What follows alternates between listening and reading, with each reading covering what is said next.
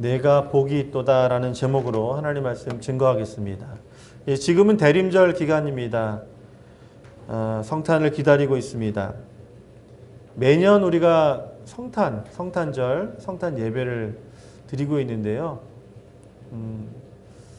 여러분 올해 성탄절은 어떤 기분이십니까? 올해 성탄절은 뭐 단순히 교회에서 예배 드리는 것을 넘어서 연말에 한 해를 마무리하는, 어찌 보면 모든 사람들에게 기쁨을 주고 또 감사하고 한 가족들이 모여서 시간들을 보내는 아주 복된 시간이 이 성탄절 기간입니다. 올해는 여러분 우리의 마음속에 어느 한 곳에 쓸쓸하고 어느 한쪽에 정말 먹먹한 마음으로 이 성탄의 시간들을 보내고 있지 않은가 생각합니다. 복음은요, 유앙겔리온이라고 하는 단어를 사용하는데 이 뜻은 좋은 소식이라는 뜻입니다. 모든 사람을 위한 기쁜 소식이 바로 유앙겔리온이라는 것이죠. 예수님은 복음을 전하기 위해서 이 땅에 오셨습니다. 그분 자체가 복음이시라는 거예요. 오늘 성탄, 예수님이 태어나신 것, 유앙겔리온, 그것은 교회 다니는 사람들을 위해서 기쁨이 아니라 오늘도 이 지구촌 수많은 사람들 중에 하나님 없이 살아가는 누군가, 정말 진리가 무엇인지 알기 원하지만 찾지 못해서 헤매는 많은 방랑자들, 또 오늘 지옥 그 길로 달려가고 있는 수많은 죄인들, 그들을 향해서 오늘 아기 예수님은 오셨습니다. 바라기는 이 캄캄한 밤일수록 별이 더 빛나는 것처럼 저와 여러분이 사모하고 기대하는 올 한 해 성탄절, 이 성탄의 기쁨이 우리를 넘어서 또 우리 주변에 믿지 않는 많은 분들, 하나님을 알지 못하는 분들에게까지도 좋은 소식이 되는 참된 성탄의 시간들이 되기를 주의 이름으로 축원합니다. 인류 보편적인 사람들은 누구나 자신의 미래에 대해서 불안해한다는 거예요. 그리고 자신의 미래에 대해서 누군가가 말해준다면은 그것을 마음이 시원하고 안정적으로 느끼기 때문에 그런 정말 사소한 어떤 단편적인 지식뿐만 아니라 나의 삶에 대해서, 과거, 현재, 미래에 대해서 그냥 꿰뚫는 누군가, 점쟁이 같은 사람 찾아가서 좀 속 시원하게 얘기를 듣고 싶어 하는 것이 우리 마음속에 누구나 갖고 있다는 것입니다. 여러분, 사람은 누구나 복을 받기 원해요. 그 복이라는 것은 우리가 동서고금을 막론하고 사람들은 다 복을 받고 싶어 하는 것이 인간 마음 안에 다 있습니다. 여러분 중에 복을 싫어하는 사람이 있겠습니까? 그렇죠? 여러분, 우리 모든 생활 주변에 다 이 복이라는 것이 넘쳐나고 있지요. 영어로는 이 복이라는 것을 찾아보니까요, fortune이라고 하는 단어를 쓰는데 이 fortune이라고 하는 단어의 원래 뜻은 뭐냐면요, 물질적인 행복, 물질적인 어떤 행운, 이득을 얘기하는 거예요. 이런 행운, 행복, 복, 이런 것들이 우리의 생활 속에 아주 가까운, 그냥 그 음식을 먹고 나서 과자를 하나 뜯어보면서까지 우리는 행복을, 폴춘을 원한다라는 것을 우리가 알 수가 있습니다. 여러분, 교회 안에서도 이 복이라는 단어 너무나 많이 쓰잖아요. 그렇죠? 네. 물론 기복신앙, 뭐 복을 받기 위해서 신앙생활 한다는 것은 건전한 신앙생활은 아닙니다. 그러나 여러분, 우리가 하나님을 닮아가고 주님 옆에 순종할 때 성경의 말씀대로 반드시 복은 따라온다는 거예요. 여러분, 주님을 온전히 순종하시고 주님 안에서 복 받으시기를 바라겠습니다. 성경에도 보면 곳곳에 복이라는 단어가 많이 나오는데, 오늘 여러분 함께 본문 읽었을 때 이 마리아가 엘리사벳의 집에 찾아갔는데 복이라는 단어가 몇 번 나오는지 혹시 기억하시나요? 무려 오늘 본문, 짧은 이 본문 안에만 3번이 복이 나와요. 내가 복이 있도다, 그 아이가 복이 있도다, 마지막 45절에 내가 복이 있도다, 이러면서 그냥 오늘 읽었던 본문의 짧은에도 복이 나온단 말이에요. 여러분, 복을 사모하시기를 바랍니다. 세상의 복이 아니잖아요. 그렇죠? 오늘 이 분명히 아기 예수님을 잉태하고 있는 마리아의 삶, 또 그 예수님, 아기 예수님, 그 복이 무엇인가 우리가 관심을 가져야 된다는 거예요. 그 복이 무엇인가? 그러면 그 복을 나도 받기 원한다. 오늘 이 성탄의 계절, 대림절 기간 가운데 마리아가 받은 이 복을 저와 여러분도 모두 받으시기를 바라겠습니다. 자, 이제 이 누가복음과 사도행전의 저자는 누가죠?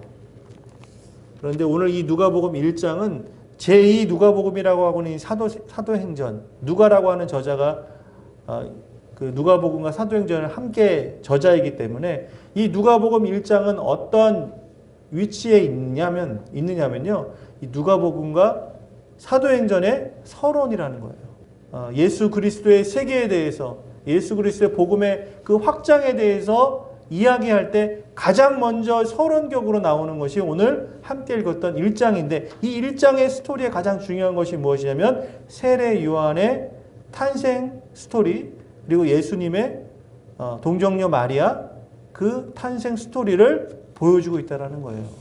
왜요? 중요하니까요. 그러니까 이 복음의 세계에서 가장 중요한 것, 사도행전 1장 8절의 말씀, 온 천하를 다니며 복음이 땅끝까지 복음이 전파되는 하나님 나라의 복음의 확장은 바로 어디서부터 시작되냐면 세례 요한의 탄생과 아기 예수님의 탄생부터 시작됐다라는 거예요. 그렇기 때문에 여러분 성탄이 중요한 거예요. 물론 부활절도 중요하지만 부활보다 먼저 되는 것이, 선행되는 것이 성탄, 예수님의 탄생, 예수님의 오심이잖아요.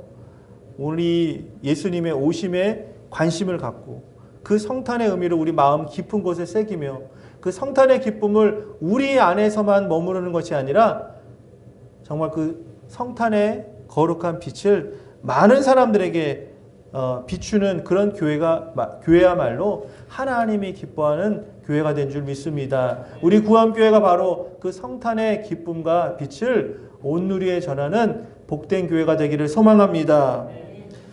누가복음 전체에서 가장 긴 이 누가복음 1장, 이것은 구약의 하나님의 메시아를 보내서 구원하시겠다는 언약의 성취라는 거예요. 그러니까 예수님은 우연히 어떻게 태어나신 분이 아니라 구약의 예언대로 수많은 많은 예언자들, 선지자들, 그 하나님의 거룩하신 뜻이 결정체, 그 언약의 성취가 바로 아기 예수님이 이 땅 가운데 태어나신 것이죠. 먼저 세례 요한의 탄생을 비추면서 제사장 사가랴와 엘리사벳이 나이가 많음에도 자식이 없었다라고 우리 성경은 이렇게 시작하고 있지요. 자, 이 사가랴와 엘리사벳 나이가 많았는데 자녀가 없어요. 후사가 없어요. 여러분, 그때 당시에는 후사가 없는 것은 미래가 없는 거예요. 하나님의 축복이 아니라 하나님의 어떤 진노와 저주 가운데 있다라고 생각하는 그 시기가 바로 과거의 구약의 시대라는 거예요. 아무리 기도해도 제사를 정말 목숨같이 지켜도 자녀가 없는 그 사가랴의 집안 가운데 하나님께서 천사를 통해서 이제 자녀를 주시겠다라고 말씀하신다는 것이죠. 여러분, 성경을 이렇게 가만히 보면 자녀를 원하는데도 자녀가 없는 그런 스토리들이 얼마나 많은지 몰라요. 정말 결핍이라는 것이죠. 내가 원하고 원해도 찾지 못하고 얻지 못하는 것, 나의 삶의 공허함. 여러분, 그것이 부정적인 것만은 아닙니다. 오히려 내 안에 없는 것 때문에 하나님을 찾는 그런 모습들이 많이 있잖아요. 여러분, 우리가 만약에 경제적으로 너무나 풍요롭고 건강도 완전하고 내가 부러울 것이 없으면 신앙생활 잘 할 수 있을까요? 기도할 수 있을까요? 그건 이상적인 얘기가 되는 것 같아요. 사실은 내가 지금 없는 것 때문에 더 기도하는 거죠. 내 자녀가 내 마음대로 자라주지 않기 때문에 부모는 눈물로 기도하면서 내 신앙이 동반 상승하는 것이죠. 나의 학업이, 공부가 정말 내 이상은 이만큼인데 되지 않기 때문에 우리 믿음의 학생들은 하나님 앞에 더 기도하면서 나아가는 것이죠. 여러분, 그것이 결코 결론적으로 봤을 때는 하나님 안에 복이 된다는 거예요. 지금 사가랴의 집안의 가정에 자녀가 없어요. 그러면 여러분, 맹숭맹숭하면서 살지 않았을 거예요. 기도했을 거예요. 하나님 앞에 매달렸을 거예요. 하나님, 가슴을 치면서 눈물로 기도하면서 그 하나님 앞에 간절함이 통했다는 거죠. 아브라함은 75세에 하나님의 부르심을 받지요. 그리고 너의 태를 통해서 아들을 주실 것이다. 자녀를 주실 것이라고 약속하셨는데 그 약속이 언제 성취됩니까? 그의 나이 100세에 성취가 됐습니다. 여러분, 야곱이 가장 사랑한 여인이 누굽니까? 라헬이죠. 라헬과 결혼을 했지만 자녀가 없어요. 그의 언니, 정말로 외모도 별로고 매력도 없는 레아는 그냥 덜컥덜컥 애를 낳는 거예요. 그의 여종들도 돌아서면 애를 낳고. 근데 나는 이 야곱에게 가장 사랑받는 아내, 여자인데도 하나님이 자녀를 주시지 않는 거예요. 창세기 30장 22절 23절 말씀 보니까요. 우리 22절 함께 읽겠습니다. 시작. 하나님이 라헬을 생각하신지라 하나님이 그의 소원을 들으시고 그의 태를 여셨으므로. 자, 라헬도 드디어 이제 아들을 얻게 된 거예요. 근데 여기서 중요한 것이 무엇이냐면은 하나님이 누구를 생각하셨다고요? 라헬을 생각하셨다. 근데 이 생각하셨습니다. 생각했다라고 하는 것을 원문에 찾아보니까 자카르라고 하는 단어를 쓰는데 이 자카르라고 하는 단어는 무엇이냐면은 하나님께서 그를 주목하시고 기억하시고 마침내 그에게 은혜를 주셨다라는 것이 자카르라는 단어예요. 라헬도 그러면 엘리사벳처럼 자녀가 없는 그 문제를 가지고 가만히 무사태평 지낸 것이 아니라 하나님 앞에 엎드리고 찾아가고 문을 두드리고 하나님 앞에 눈물로 호소했다는 것을 전제적으로 알 수가 있는 것이죠. 그렇기 때문에 하나님께서 라헬을 생각하신 거예요. 하나님이 저와 여러분을 생각하시기를 바랍니다. 그 생각의 전제는 주님을 찾는 거예요. 내 인생의 결핍 때문에, 나의 어려움으로 인해서, 나의 지금 없는 것 때문에, 나의 불편함을 넘어 하나님 앞에 정말로 내 인생 이대로 살 수 없다라고 하는 절망 가운데 부르짖는 그 소리를 하나님은 자카르 돌아보시고 마침내 복을 주신다라는 거예요. 자, 그 다음 절이 23절이거든요. 함께 읽겠습니다. 시작. 그가 임신하여 아들을 낳고 이르되 하나님이 내 부끄러움을 씻으셨다 하고. 아까 말씀드린 것처럼 자녀가 없는 것, 특별히 아들이 없는 것은 구약시대에 후사가 없는 부끄러움이었다라는 거예요. 그러니까 야곱이 다른 레아나 여종들보다 더 많이 사랑하고 챙겨주고 아끼고 그래도 아들이 없는 것 때문에 늘 부끄러움이었다라는 것이죠. 그런데 하나님이 라헬을 생각하시고 돌아보시고 아들을 주시면서 이제는 그 부끄러움을 씻어주셨다는 거예요. 여러분, 하나님의 자녀는 주님께서 생각하셔서 우리의 문제를 그냥 두시는 분이 아니라 반드시 그 근원적인 문제를 해결해 주시고 마침내 하나님 안에서 우리의 삶이 거룩하고 순결하며 부끄러움이 없는 삶으로 나아가게 될 줄 믿습니다.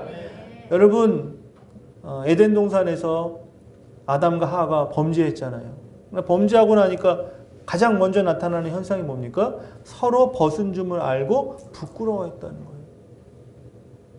여러분, 죄라는 것은 부끄러움을 나타내는 거예요. 그런데 죄에 반대 하나님의 은혜는 그 부끄러움을 씻어주는 거예요. 그 부끄러움을 가려주는 거예요. 하나님의 은혜로. 하나님의 자녀는요, 얼굴부터가 다른 거예요. 하나님을 늘 생각하고 하나님께 매달리는 사람은요, 언어가 달라지는 거예요. 삶의 모습이 완전히 달라지는 거예요.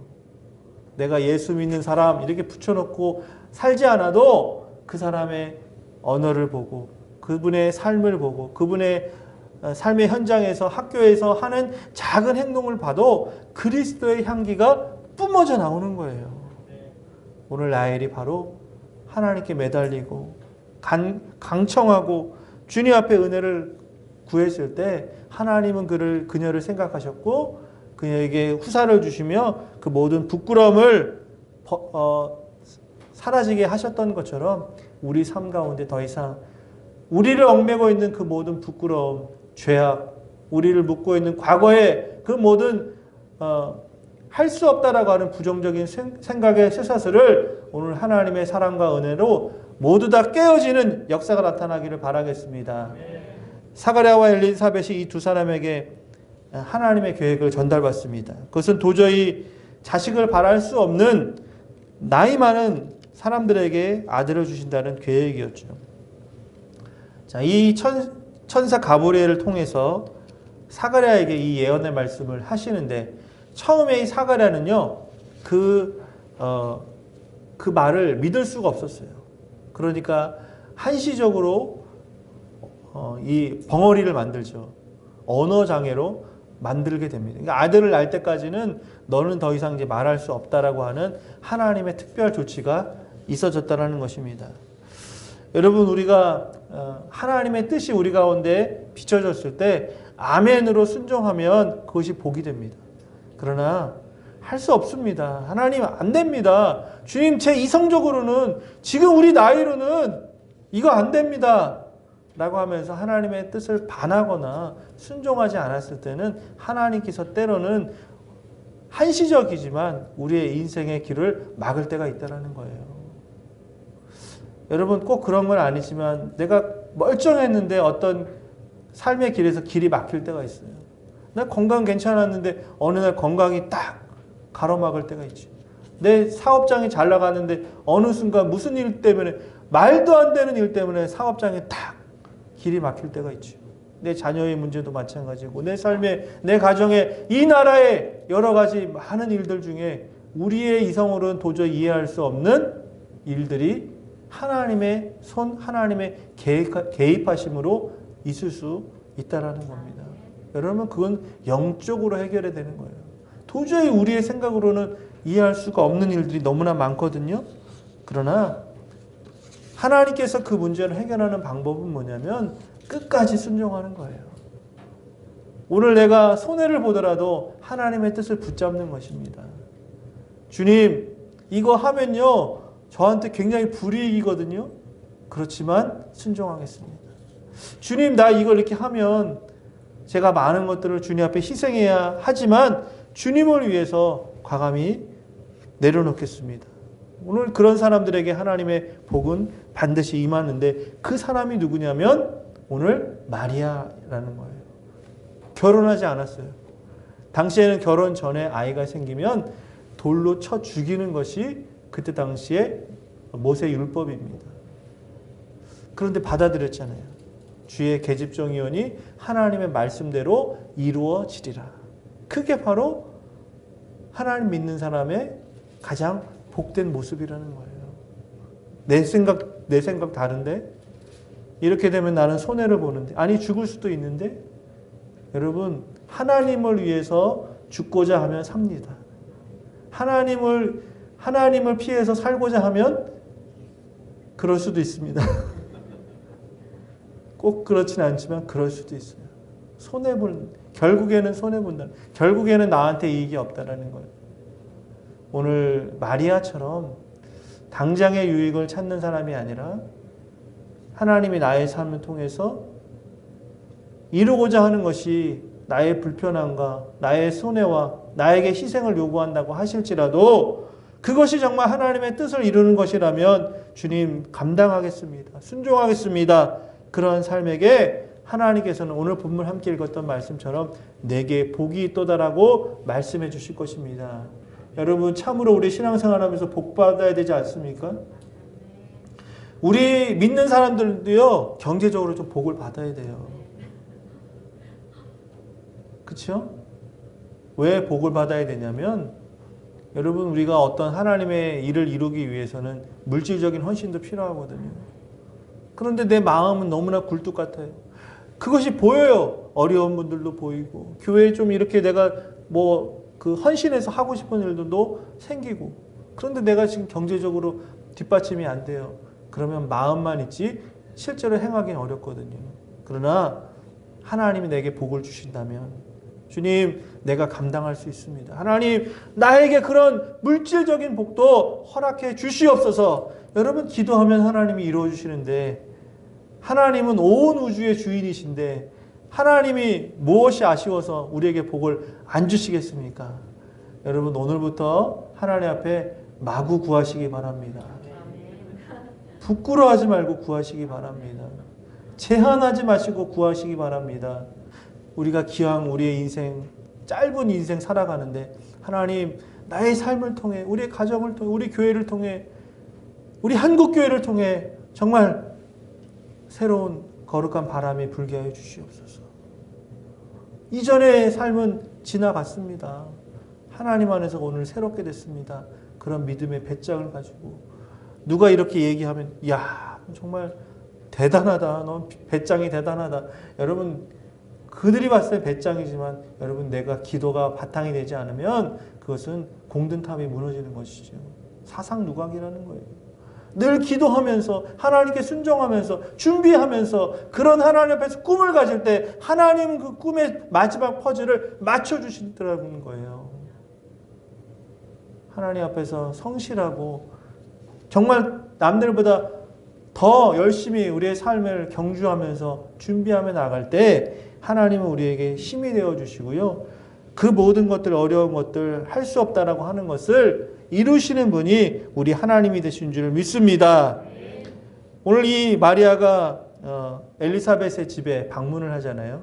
그러니까 이제 엘리사벳은 6개월 전에 세례 요한을 이제 잉태하게 되고 아이가 지금 자라고 있어요.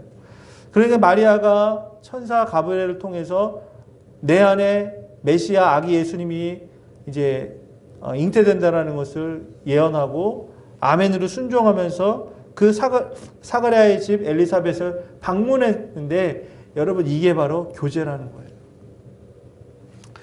마리아는 물론 아멘 하면서 순종했지만 여러분 생각해 보세요. 지금 당장은 좋지만 앞으로 배가 계속 불러오면 어떡합니까? 이건 지금 파혼감이잖아요. 사랑하는 요셉.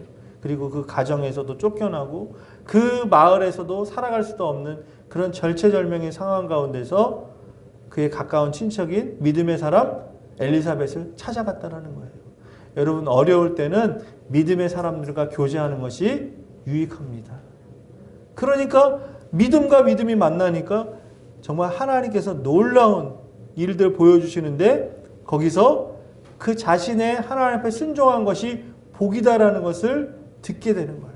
누구를 통해서요? 세례 요한을 통해서. 세례 요한이 아기 그 안에 태어나지도 않은 정말 그 안에 들어가 있는 아기잖아요. 그런데 알아버린 거예요. 와, 마리아가 어떤 사람이구나. 마리아 안에 어떤 아기 예수님이 계시는구나.